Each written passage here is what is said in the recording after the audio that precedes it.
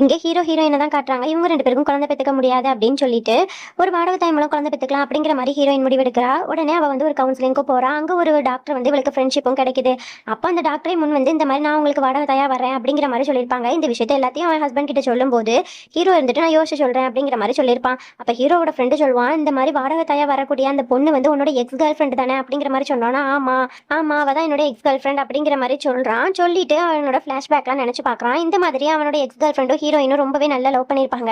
Hero வந்து எப்பவும் போல கல்யாணம் பண்ணணும், ஒரு குழந்தை பெற்றுக்கணும், நல்ல ஒரு வீட்டில் ஒரு குட்டி ஃபேமிலியாக அழகாக வாழணும் அப்படிங்கிறது அவனோட கனவாகவே இருந்திருக்கும் சின்ன வயசுலேருந்து. ஆனால் ஹீரோயின் அப்படி கிடையாது. அவள் வந்து கல்யாணம் பண்ணுறதுலாம் வேஸ்ட்டு, நம்ம இப்படியே ஹாப்பியாக இருப்போம் அப்படிங்கிற மாதிரி தான் சொல்லிட்டு இருப்பா. தன்னோட ஃப்ரெண்ட்ஸுங்க கிட்ட கூட நாங்கள் 2 பேரும் ஜஸ்ட் ஃப்ரெண்ட்ஸ் தான் அப்படிங்கிற மாதிரி தான் சொல்லியிருப்பாளே தவிர, ஹீரோ வந்து தன்னோட லவ்வர் மாதிரியே எந்த ஃப்ரெண்ட்ஸ் கிட்டையும் காட்டியிருக்க மாட்டா. அந்த அளவுக்கு வந்து அவள் ரொம்பவே இந்த ரிலேஷன்ஷிப்பை வந்து சும்மா டைம் பாஸ்க்கு யூஸ் பண்ணிட்டு இருந்திருப்பா. இது எல்லாத்தையுமே ஹீரோவும் நினைச்சு பார்க்கறான். அதுக்கப்புறமா அந்த சரகசி முறைக்கும் ஒத்துக்கிறான் ஹீரோ. அதுக்கப்புறம் அந்த எக்ஸ் கேர்ள் ஃப்ரெண்டுக்கு சரகசி முறையில் எல்லா ப்ராசஸும் நடந்து முடியுது. உடனே ஹீரோ சொல்றான், இந்த மாதிரி என்னோட வீட்ல தான் வச்சு நான் பாத்துக்குவேன், குழந்தை பெத்து முடிக்கிற வரைக்கும் நீ என்னோட வீட்ல தான் இருக்கணும் அப்படிங்கிற மாதிரி ஹீரோவும் ஹீரோயினும் சொல்லியிருப்பாங்க. அதனால அவளை வந்து வீட்டுக்கும் கூட்டிட்டு வராங்க. இந்த எக்ஸ் கேர்ள் ஃப்ரெண்ட் எதுக்காக அந்த சரகசி மெத்தடுக்கு ஒத்துருப்பா அப்படின்னா, இந்த மாதிரி பாஸ்ட்ல நடந்த எல்லா விஷயமுமே இவளுக்கு கில்ட்டா இருக்கும், அதை தீர்த்துக்கணும் அப்படின்றதுக்காக தான் இந்த மாதிரிலாம் வந்து ஒத்துட்டு வந்திருப்பா.